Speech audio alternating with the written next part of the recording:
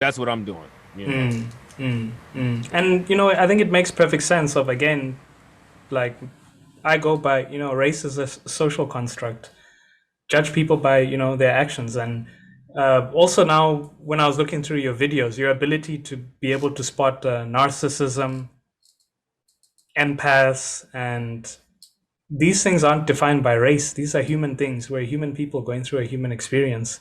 And just linking back now, when did you take this? I'm liking this matrix analogies. I'm gonna keep using it. When did you take this red pill of Well, psychology I never and took a red breaking pill. patterns of toxic relationships?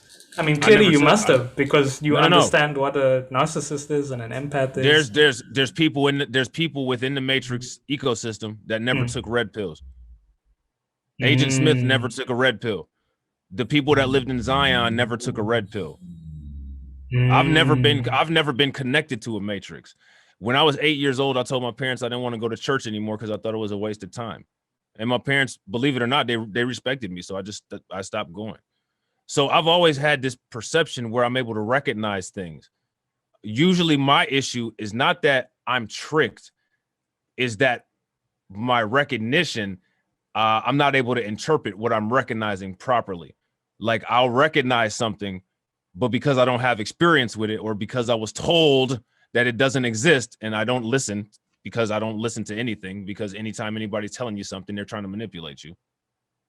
People should always be only asking you questions. They should never be telling you anything. You know what I'm saying? So if somebody's trying to tell you something, they're trying to force that on you. Whereas if they're having a dialogue, then we're trying to, gather an understanding and arrive at that place at the same time. So I didn't like church because it didn't make sense to me. I'm not telling anybody not to change religion or anything. I'm not telling anybody stop going to church. This is me myself. I don't believe in telling other people what to do, because we all have our own unique and individual situation. This is what my experience was.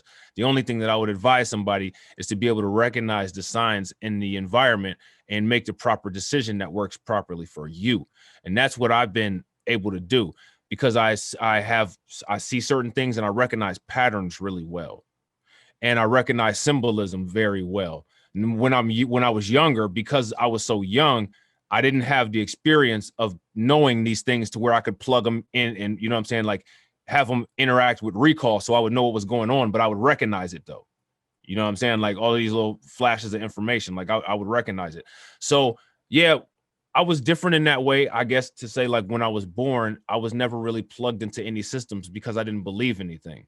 Like one of the first questions, like when I would get allowance, I'd ask my dad, well, like, what's so good about this money? Like, it's just paper. Like, why do people think that this is why is this worth anything? I don't want this. I want candy for my allowance. That's what I told my parents. Like when I was a kid, I didn't want any money. I want candy. My dad is like, well, why do you want candy for your allowance? Because if I have money, then I'm still dependent on you to take me to the store. And then even if you take me to the store, I can only go to buy what you want from that store. What I'm telling you is I want to be paid in candy. When I cut the grass, when I do my chores, when I wash the clothes, I want to be paid in candy. I want lemon heads and Jolly Ranchers. That's what I want. You know what I'm saying? Interesting. They wouldn't give me lemon heads and Jolly Ranchers because I was a kid, and you know what I'm saying, I'd get cavities. But at that age, I knew that money wasn't anything. It's not the vehicle or currency that I want, because I'm still bound to my parents. Mm. And I understood that about money back then. I don't want this. If I get money for allowance as a 5-year-old, I still can't do anything until my parents feel like doing it for me. I can't go to the toy store until they take me. So this money is useless. I just did all this damn work and I can't do shit with this money. Mm. I At see. least if I get the Jolly Ranchers that I want and I'm allowed to keep them in my room, I can eat the candy whenever I want to. I can get my reward for what I did whenever I want to. I have control. I have complete control over it. Mm. And looking through your videos, that's always been a very important theme. This internal locus of control, and Yeah. always wanting to have the knowledge and the ability to get what it is you want, and in the most efficient way, if I could interpret um, this story in that way. When did you first recognize that a relationship you were in was toxic? Because many people don't use language like that. And usually you have to experience the discomfort to you have to be in a situation where you're like, I don't like this. And if you're in a person of an internal locus of control, you're like, what can I learn or what can I do? Because again, education is very important to you. So you use knowledge as a tool to get you the things that you want. If I could read your Right. personality in that way. When did you Yeah, first that's realize you were in a relationship and you weren't getting what you wanted? well, that's actually exactly what happened. I was in a relationship and I didn't get what I wanted. Like I was in a relationship with a person and we were supposed to do some things, not like, anything, like crazy or freaky or anything, but we had like some commitments. Like we were gonna go and like, go to an amusement park or something. And they flaked out on me. And then they just kept flaking out on me. Then they kept just making they kept up making excuses. And then the excuses just prolonged and prolonged, and there was never any reconciliation to the excuses. And then once those excuses had prolonged for so long, then it became just mean and nastiness. And it was a bother every time I asked about something. I'm like, you know what, shit, I'm just done. I'm done asking. You know what I'm saying?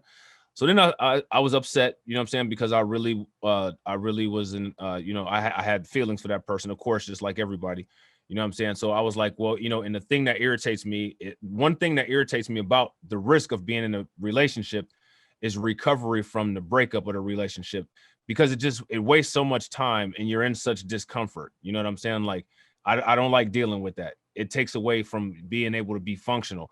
So I like to be functional because I don't like wasting my time. You know what I'm saying? If I'm emotional and I'm upset and I'm depressed because of a relationship, that's slowing me down. And I don't like to be slow. Like I like to use my time wisely. You know what I'm saying?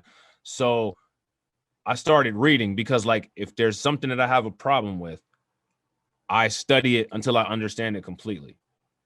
I gotta sit down for maybe like a week, 2 weeks, 3 weeks, stay up all day, all night, read all these books, take all these notes, go online. Like I literally like will give myself a crash course, read every article that I can find. So then I came to understand archons, and then I came to understand narcissism. Okay. And narcissism had all of the serial signs and symptoms of a lot of the issues that this person was displaying. Now, I don't need to understand the signs and symptoms that the person was displaying, because those signs and symptoms were things that were being displayed after the relationship was over. What I need to understand is I need to understand the preliminary signs and symptoms so that I can avoid this kind of individual, period. Or so I can neutralize this kind of individual anytime I see him. Because I don't really necessarily need to avoid him. I just, I'll let you know exactly what you are. And I'll whatever, I'm not going to be in a relationship with you if I have to socialize with you or whatever. But just as long as we're on a clear understanding that I know what you are and I'm calling it out right off the rip, then we can proceed, like nothing happened. So I learned about different things about narcissists, and then I started doing more digging into type B cluster social personalities and different things like that.